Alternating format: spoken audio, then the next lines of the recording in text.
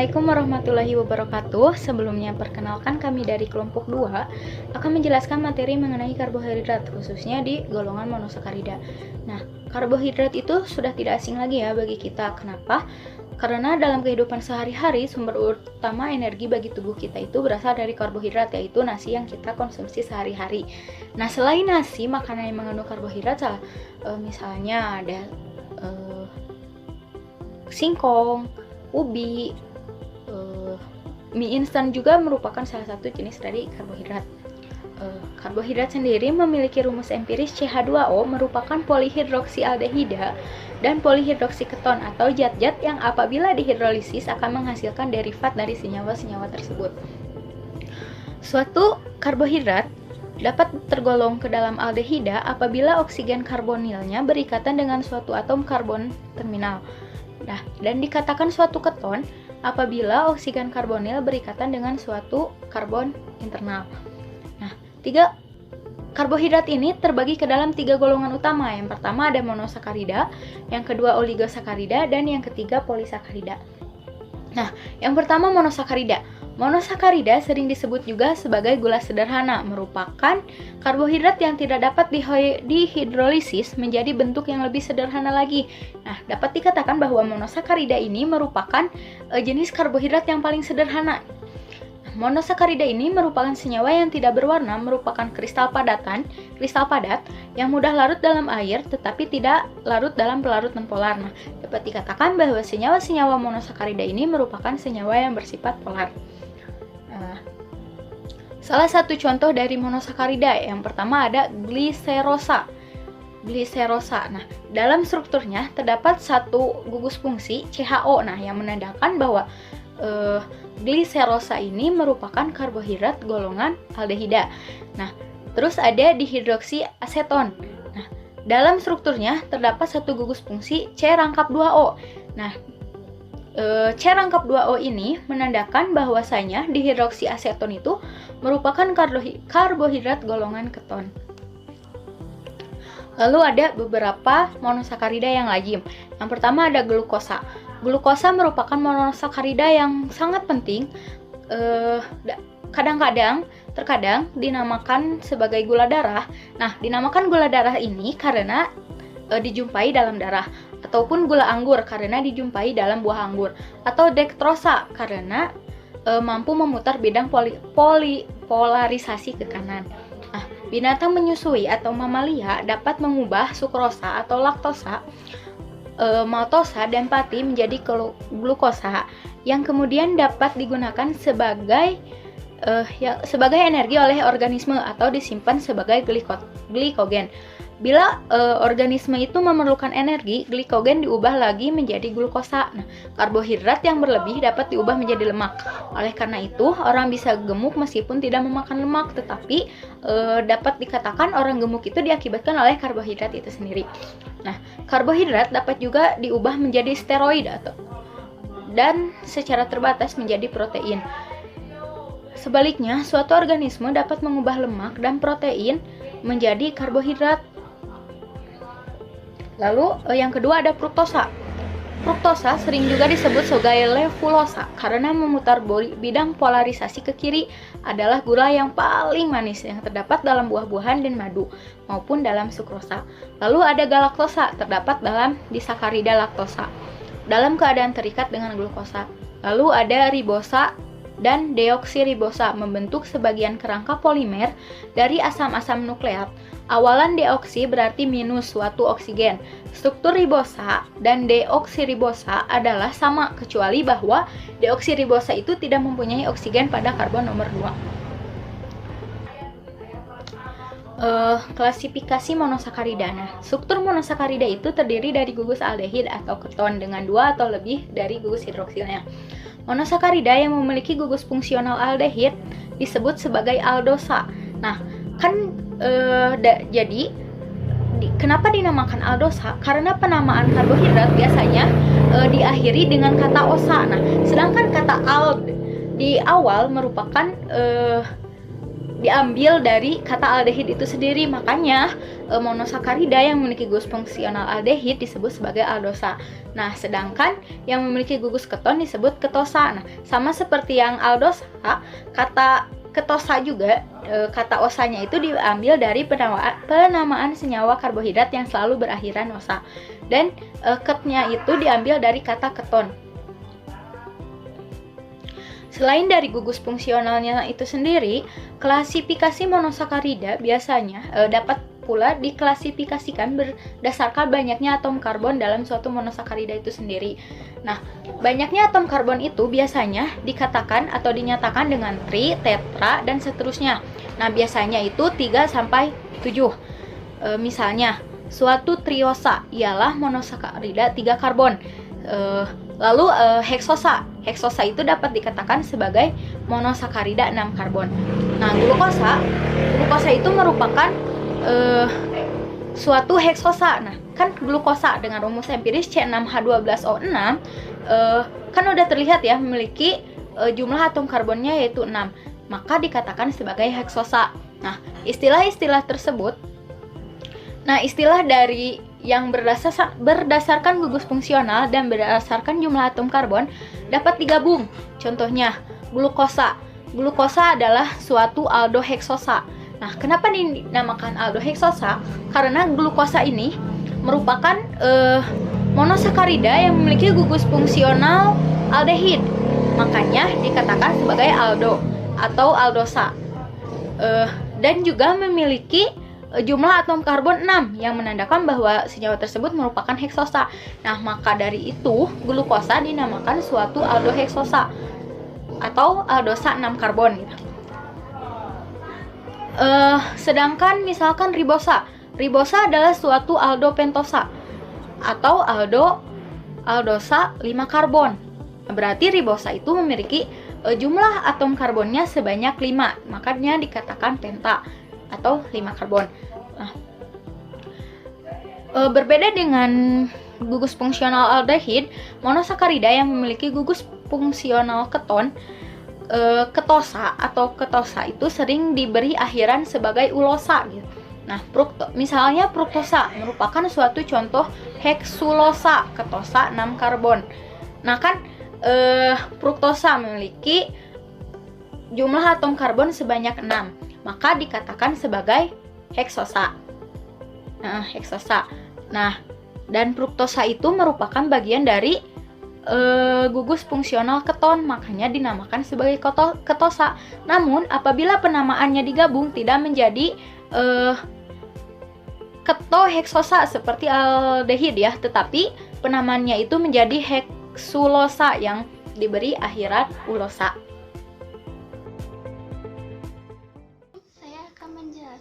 Tentang konfigurasi monosakarida.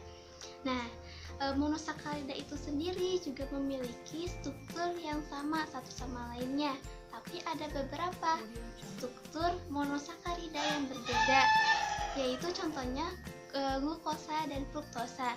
Nah, glukosa ini adalah aldehida, sedangkan fruktosa itu adalah keton. Nah, monosakarida yang lazim pula ya ternyata itu adalah dia stereomer atau stereoisomer yang enantiomerik yang tidak memiliki bayangan cermin.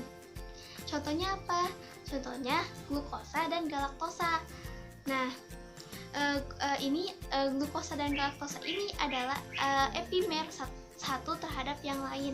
Apa sih itu epimer? Epimer itu adalah konfigurasi dia stereomer yang berbeda hanya satu dari atom-atom kiralnya.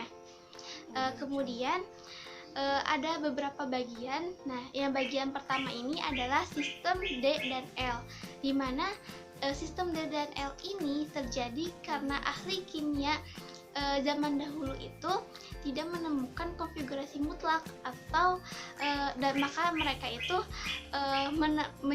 menerka-nerka sehingga terjadinya lah sistem D dan L, dan yang menandai bahwa itu adalah konfigurasi relatif. Nah, sistem D dan L ini itu dalam sistem D dan L ini gas gliseraldehida itu secara sembarang diberikan OH pada karbon 2 di sebelah kanan proyek Fischer. Nah, proyek Fischer ini apa sih? Proyek Fischer ini menunjukkan penataan dalam gugus yang di sekitar karbon kiral. Nah, untuk bisa dilihat pada gambar yang ditampilkan. Nah, jadi juga suatu monosakarida juga merupakan suatu anggota deret D, di mana dia itu jika anggota deret T jika gugus hidroksil pada di sebelah kanan dalam proyeksi Fischer, jadi jadi gugus hidroksil pada karbon kiral yang terjauh dari karbon 1 terletak di sebelah kanan Fischer. Nah, jadi ada satu karbon yang terjauh gitu di sebelah kanan. Nah, itu disebut juga deret D.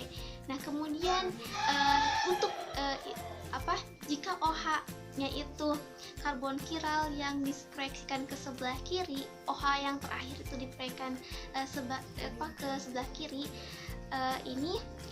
maka terdapat pada anggota deret L. Nah, untuk gambarnya ini dilihat kiri kanannya Anda yang melihat ya. Terus kemudian yang kedua itu konfigurasi yang berhubungan. Nah, konfigurasi berhubungan bisa dilihat pada gambar. Nah, jika suatu aldehida dan dari gliseraldehida itu menjadi suatu asam karboksilat, yaitu menjadi menghasilkan produk yaitu asam gliseral.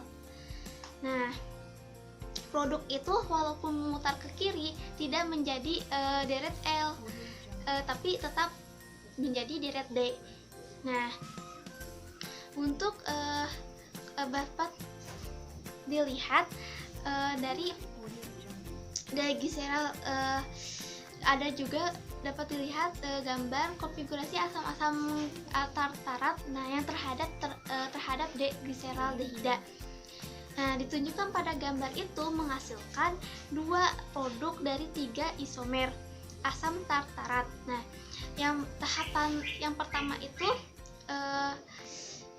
diolah gliseraldehida itu diolah dengan HCN dan menghasilkan suatu campuran yaitu cyanodehidrin. Nah, jadi gliseraldehida itu ketika diolah oleh HCN itu menghasilkanlah cyanohidrin. Nah, kemudian letak kiralitasnya itu terbentuklah 2 diasomer. Nah, diasomer itu dipisahkan. Kemudian pada tahap yang kedua itu tiap cyanohidrin diasomer itu dihidrolisis. Nah, untuk yang ketiga itu gugus CH2OH itu dioksidasi. Nah, menghasilkan 2 asam tartarat, di mana karbon 3 itu memiliki konfigurasi yang sama dengan karbon 2, sehingga karena rangkaian reaksi itu tidak mempengaruhi konfigurasi karbon. Nah, sehingga tetapi karbon 2 itu tidak mempunyai konfigurasi yang berbeda, maksudnya tidak sama ya. Nah, konfigurasi dari karbon 2 ini ketika disintesis tidak memutar bidang polarisasi cahaya. Nah, ini adalah meso, tetapi struktur yang lain itu memutar bidang polarisasi cahaya sehingga membentuk struktur yang berbeda. Nah, makanya di asam tartarat ini mempunyai 2 konfigurasi dari 3 isomer. Nah, untuk selanjutnya itu adalah konfigurasi aldeheksosa, di mana aldeheksosa itu sendiri adalah adalah mengacu pada gula heksosa yang memiliki gugus aldehid. Nah, di mana di sini ada gambar glukosa yang mempunyai 6 karbon. Nah, 4 diantaranya itu adalah kiral. Karbon apa sih? Karbon 2, 3, 4, dan 5. Nah, untuk di sini kan ada 16 deret D yang dijumpai di alam. Ada beberapa deret D, maksud saya, yang dijumpai di alam. Nah, diantaranya itu ada D-glukosa, D-laktosa, dan D-maltosa. Baik, materi yang ketiga yaitu mengenai siklisasi monosakarida. Sebelum melangkah lebih jauh, alangkah lebih baiknya kita mengetahui lebih dahulu apa sih itu siklisasi monosakarida. Nah, pengertian siklisasi ini adalah pembentukan lingkar dalam senyawa organik. Jadi siklisasi monosakarida itu adalah pembentukan lingkar atau siklik pada senyawa monosakarida. Nah, sebagaimana yang kita ketahui, monosakarida itu seperti misalnya glukosa mengandung gugus aldehid dan gugus hidroksil, yang mana ketika di dalam air gugus aldehid atau gugus hidroksil ini akan membentuk hemisetal yang dapat berupa bentuk segi 6 atau yang lebih sering dikenal sebagai piranosa, dan berbentuk segi 5 atau furanosa.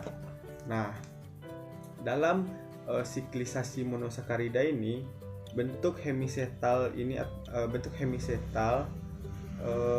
monosakarida dapat terbentuk jika gugus keton atau aldehid dan alkohol terbentuk dalam satu molekul.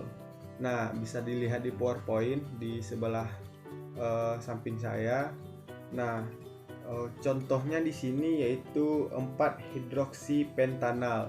Jadi hemisetal dan hemiketal sikliks terbentuk jika gugus keton dan aldehid atau aldehid dan alkohol itu terbentuk dalam satu molekul. Nah, itu adalah pembentukan hemisetal dan hemiketal.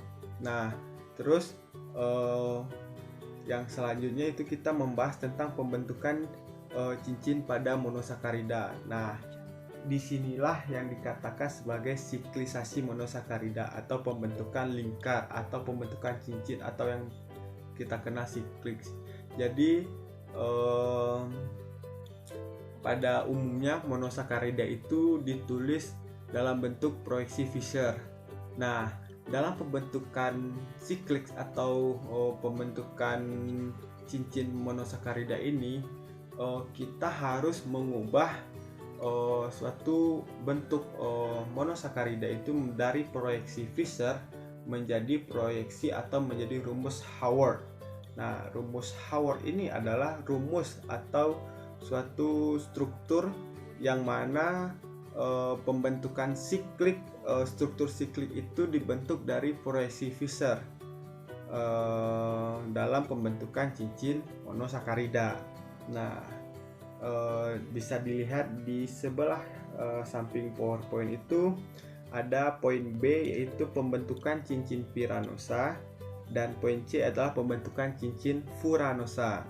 Nah, saya akan menjelaskan mengenai pembentukan cincin piranosa. Nah, bisa dilihat di sebelah kiri dari struktur yang monosakarida itu adalah struktur dari proyeksi Fischer. Nah, proyeksi Fischer itu berbentuk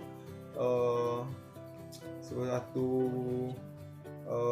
rantai karbon yang mana C-nya itu adalah C chiral dengan mengikat atom hidrogen, oksigen, dan alkohol atau gugus OH. Nah, kemudian dalam pembentukan cincin piranosa ini atau cincin berbentuk heksagonal atau segi 6 itu kita mengubah bentuk suatu proyeksi Fischer menjadi proyeksi Haworth atau menjadi bentuk siklik. Nah, bagaimana caranya? Nah, ada beberapa hal yang harus kita perhatikan dalam pembentukan cincin piranosa atau mengubah menjadi proyeksi Haworth.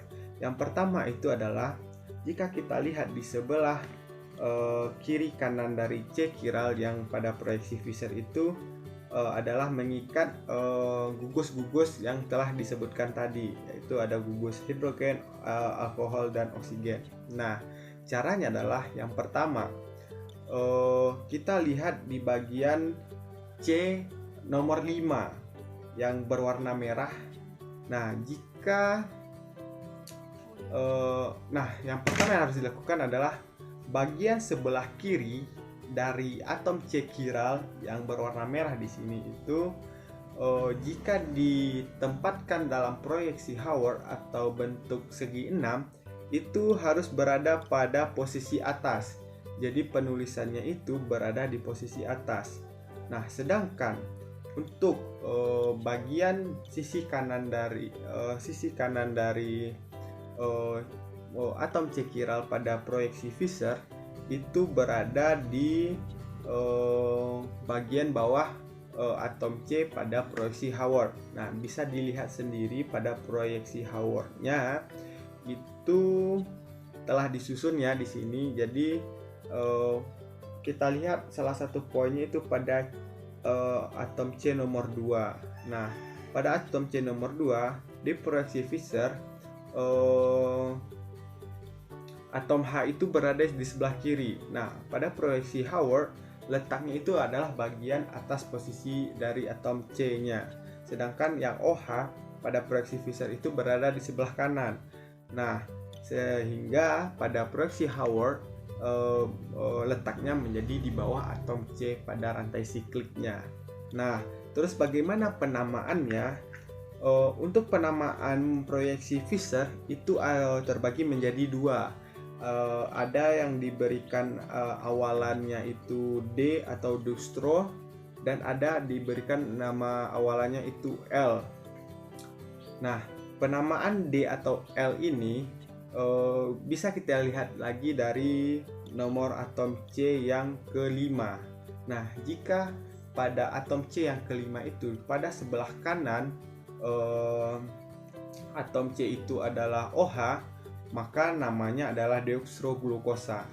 Nah, sedangkan jika OH berada di sebelah kiri atom C nomor 5, maka nama awalannya itu diawali dengan L. Sehingga pada proyeksi Fischer pada contoh yang ada di PowerPoint ini bernama D-glukosa atau deoksiroglukosa. Nah, untuk penamaan proyeksi Howard itu mirip dengan proyeksi Fischer, hanya saja ada penambahan alfa atau beta di awalannya. Nah, sehingga untuk proyeksi Howard yang berada pada PowerPoint ini bisa kita tentukan dengan melihat atom OH dan melihat struktur OH, molekul OH dengan CH2OH. Jika letaknya itu berseberangan, maka itu artinya suatu rantai siklik ini bernama rantai alfa. Nah, jika berada pada posisi yang sejajar atau sama-sama di atas itu atau sama-sama di bawah misalnya, itu diberi nama dengan awalan beta. Nah, pada contoh yang kita dapat pada saat ini, OH berada di sebelah bawah, sedangkan CH2OH itu berada di sebelah atas, sehingga nama rantai siklik pada senyawa ini adalah lebih lengkapnya itu adalah beta deoksiroglucopiranosa. Nah, kenapa piranosa? Karena struktur Howard ini berbentuk segi 6 atau heksagonal. Nah, kata piran itu menunjukkan bahwa struktur Howard berbentuk heksagonal. Nah, sedangkan jika berbentuk segi 5 itu dinamakan sebagai furanosa atau furan yang berarti segi 5. Nah, itu adalah pembentukan atau siklisasi monosakarida untuk pembentukan rantai segi 6 atau piranosa. Nah itu teman-teman semua, setelah tadi kita mempelajari apa itu karbohidrat, apa itu monosakarida, bahkan tadi telah dijelaskan mengenai konfigurasi dan siklisasi dari monosakarida. Di sini saya akan melanjutkan mengenai oksidasi monosakarida. Suatu gugus aldehid sangat mudah dioksidasi menjadi suatu gugus karboksil. Alasan mengapa suatu fruktosa begitu mudah teroksidasi adalah karena dalam larutan basa, fruktosa berada dalam kesetimbangan dengan dua aldehid diastereomerik. Nah, oksidasi monosakarida ini ada 4. Yang pertama ada asam aldonat atau asam polihidroksikarboksilat yang merupakan produk oksidasi dari gugus aldehid suatu aldosa. Kebanyakan asam aldonat ini memiliki gugus hidroksil gamma maupun sigma. Nah, dan dapat terbentuk cincin 5 anggota atau cincin 6 anggota seperti terlihat pada gambar di samping saya. Di situ ada asam D-glukonat yang merupakan contoh dari suatu asam aldonat. Yang kedua itu ada asam aldarat. Zat pengoksidasi kuat mengoksidasi gugus aldehid dan juga gugus hidroksil ujung atau suatu alkohol primer dari suatu monosakarida. Produknya adalah asam polihidroksidikarboksilat yang disebut sebagai asam aldarat atau aldaric acid. Dalam hal ini, asam aldarat dapat dengan mudah membentuk lakton seperti terlihat di dalam gambar ya, bahwa asam aldarat ini bisa dengan mudah membentuk lakton, dan asam D-glukarat itu merupakan contoh dari suatu asam aldarat. Yang ketiga yaitu ada asam uronat. Nah, meskipun asam uronat ini tidak mudah dilakukan di laboratorium, namun dalam sistem biologis gugus CH2OH ujung ini dapat dioksidasi dengan enzim tanpa teroksidasinya gugus aldehid. Nah, dalam sistem tumbuhan dan hewan juga, asam D-glucuronat dapat diubah menjadi asam L-gulonat yang digunakan untuk biosintesis asam L-askorbat atau vitamin C. Nah, yang terakhir, yang keempat, oksidasi monosakarida itu ada oksidasi asam periodat. Uji untuk 1,2 diol dan untuk 1,2 atau alfa hidroksi dari aldehid maupun keton. Nah, dari oksidasi asam periodat ini digunakan dalam analisis karbohidrat. Dalam karbohidrat, oksidasi gugus hidroksil dalam berlangsung lebih lanjut dibandingkan oksidasi dengan 1,2 diol sederhana. Ini adalah contoh tahapan oksidasi gugus-gugus CH2OH dalam eritrosa menjadi asam format. Dalam proses ini ada 3 tahap dalam proses pengoksidasiannya. Nah, setelah tadi membahas mengenai oksidasi monosakarida, ternyata bisa juga pada monosakarida itu terjadi reduksi ya, atau reduksi monosakarida. Nah, dalam hal ini, baik aldosa maupun ketosa dapat direduksi oleh zat reduksi karbonil seperti hidrogen dan katalis atau suatu hidrida logam menjadi polialkohol yang disebut alditol. Nah, D-glusitol alamiah ini telah diisolasi dari banyak buah-buahan seperti ceri, apel, atau pir, bahkan dari lumut atau rumput laut. Nah, D-glusitol sintetik ini biasanya digunakan sebagai pemanis sintetik juga. Sekian materi yang saya sampaikan mengenai oksidasi dan reduksi monosakarida. Reaksi pada gugus hidroksil. Gugus-gugus hidroksil dalam karbohidrat bertabiat serupa dengan dalam gugus alkohol lain. Gugus ini dapat diesterifikasi oleh asam karboksilat atau oleh asam anorganik dan dapat membentuk eter. Karbohidrat juga dapat berperan sebagai diol dan dapat membentuk asetal dan ketal siklik oleh aldehid atau keton. Reaksi yang pertama yaitu pembentukan asetat. Suatu reagensia yang lazim digunakan untuk esterifikasi alkohol yaitu anhidra asam asetat dengan natrium asetat atau piridina sebagai katalis basa. Jika reaksi ini dilakukan dalam suhu di bawah 0 derajat Celcius, maka reaksi ini akan berlangsung lebih cepat daripada reaksi penggubahan alfa betanya dan akan menghasilkan pentasetat padanannya. Namun, jika dilakukan dalam temperatur yang lebih tinggi, maka akan dihasilkan alfa dan beta pentasetat, di mana beta pentasetat yang lebih melimpah. Reaksi yang kedua adalah pembentukan eter. Dimetil sulfat adalah suatu ester anorganik dengan gugus pergi yang sangat baik. Senyawa ini digunakan untuk membentuk eter metil. Bila gugus monosakarida diolah dengan dimetil sulfat yang berlebih dan NaOH, maka semua gugus hidroksil akan diubah menjadi gugus metoksil. Yang ketiga, reaksi pembentukan asetal dan ketal siklik. Karena karbohidrat mengandung banyak gugus OH, maka diperlukan reaksi selektif untuk memblokade beberapa gugus OH tersebut. Gugus blokade yang lazim digunakan yaitu asetal dan ketal. Penentuan struktur glukosa.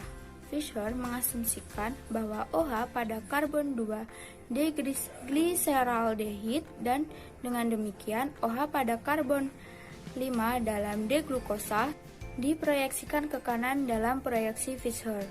Di dalam penentuan struktur glukosa terdapat 4 fakta. Fakta yang pertama, diketahui bahwa aldopentosa arabinosa dapat diubah menjadi aldoheksosa, glukosa, dan manosa. Heydrich Kilani menemukan tahap pemanjangan rantai dan Fischer melengkapi sintesisnya dengan mereduksi lakton yang dihasilkan untuk memperoleh aldoheksosa.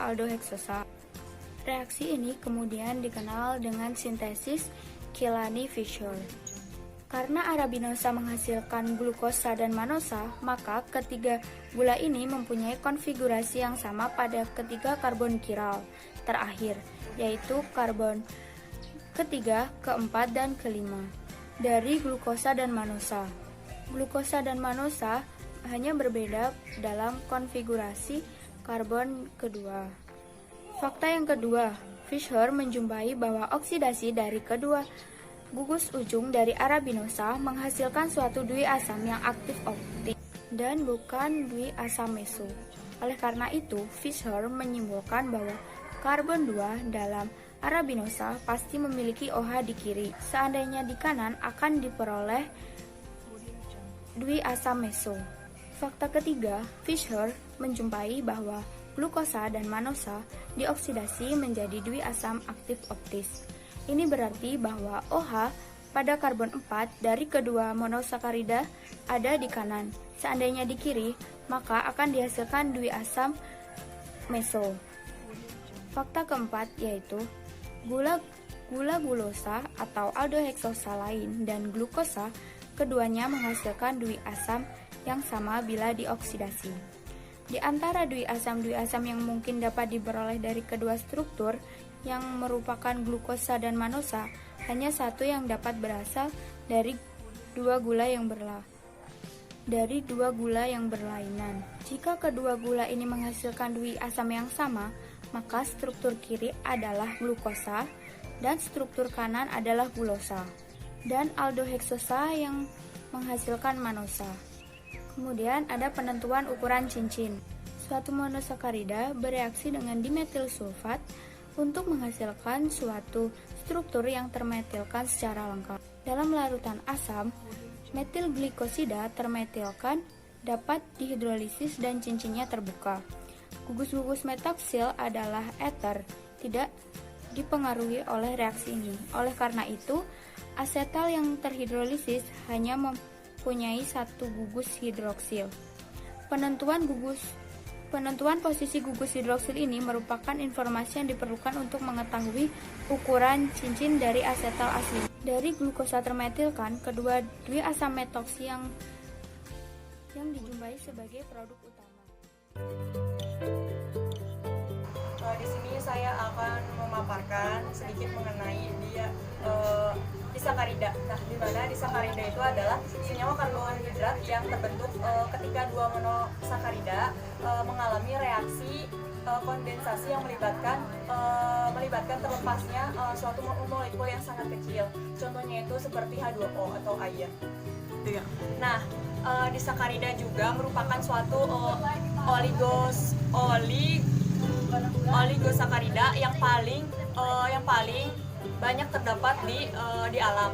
Nah, kemudian oligosakarida juga merupakan polimer dengan derajat polimerisasi 2 sampai dengan 10 dan biasanya bersifat larut dalam air. Nah, oligosakarida ini terdiri dari dua molekul yang disebut itu sakarida. Nah, kemudian dalam reaksi monosakarida dengan disakarida itu terjadi suatu pelepasan air. Kemudian ada beberapa jenis disakarida. Yang paling penting adalah laktosa, sukrosa, dan maltosa. Nah, di sini ada laktosa, di mana laktosa itu adalah salah satu jenis dari disakarida yang merupakan gabungan dari alam unit monosakarida yang berbeda, yaitu merupakan karbohidrat dari susu mamalia yang terdiri dari D-galaktosa dan D-glukosa. Selanjutnya ada sukrosa. Nah, sukrosa juga di sini jenis dari disakarida.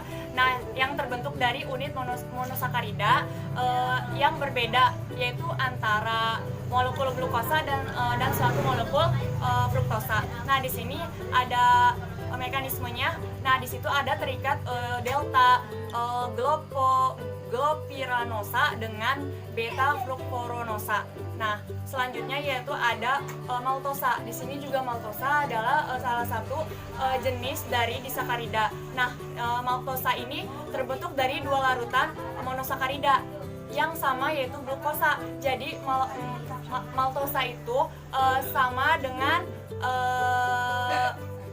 monosakaridanya itu sama, yaitu glukosa. Nah, kemudian antara unit glukosa tersebut diikat dengan ikatan min 1,4 glikosida. Nah, kemudian di sini ada polisakarida, di mana polisakarida itu senyawa di mana molekul-molekulnya mengandung banyak satuan monosakarida. Nah, yang dipersatukan dengan ikatan glikosida mempunyai massa molekul tinggi dan tidak larut dalam air. Beda dengan disakarida. Disakarida itu larut dalam air. Kalau misalkan polisakarida itu tidak larut dalam air, hanya membentuk suatu emulsi saja. Nah, kemudian polisakarida juga mempunyai massa molekul yang tinggi. Kemudian hidrolisis lengkap akan mengubah polisakarida menjadi monosakarida atau heksosa. Nah, di sini ada jenis-jenis polisakarida, di mana ada dua jenis polisakarida. Pertama, polisakarida sekunder dan polisakarida struktural. Nah, di sini ada bagi-bagiannya. Polisakarida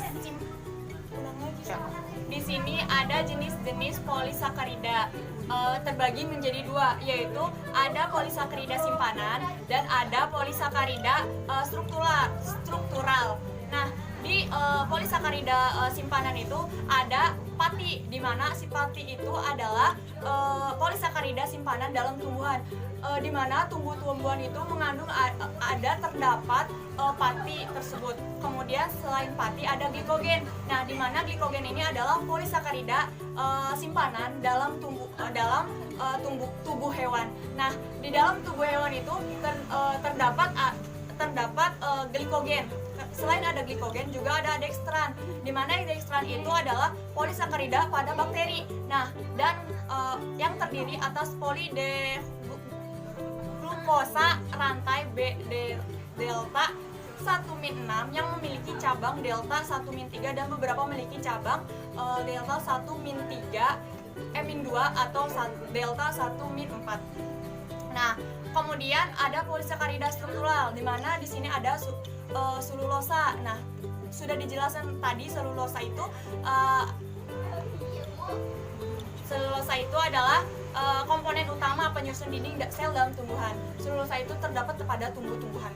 Kemudian ada kitin, di mana kitin itu adalah karbohidrat penyusun ekososkeletonar torpeda, atau itu nama lainnya itu serangga, laba-laba atau sejenis lainnya. Kemudian ada polisakarida terpenting dalam ilmu gizi, di mana polisakarida merupakan polimer monosakarida. Nah, di sini ada selulosa. Nah, selulosa ini kan tadi sudah dijelaskan banyak pada tumbuh-tumbuhan. Nah, selulosa ini juga polisakarida yang banyak dijumpai dalam dinding sel pelindung seperti pada batang, pada daun, pada tumbuh-tumbuhan lainnya. Kemudian ada pati. Di sini pati itu juga terbentuk lebih dari 500 molekul monosakarida. Nah, merupakan polimer dari glukosa. Pati juga terdapat dalam umbi-umbian seperti umbi dan singkong, seperti itu. Nah, sebagian cadangan makanan pada tumbuhan, seperti itu. Nah, yang terakhir ada glikogen, di mana glikogen itu merupakan polimer dari glukosa. Nah, dengan ikatan delta 1-6. Nah, polisakarida ini merupakan cadangan energi pada hewan, dan manusia juga bisa cadangan dari tubuh manusia, disimpan di hati atau di otot sebagai granula. Nah, mungkin cukup sekian presentasi dari saya. Kurang lebihnya saya mohon maaf. Wassalamualaikum warahmatullahi wabarakatuh.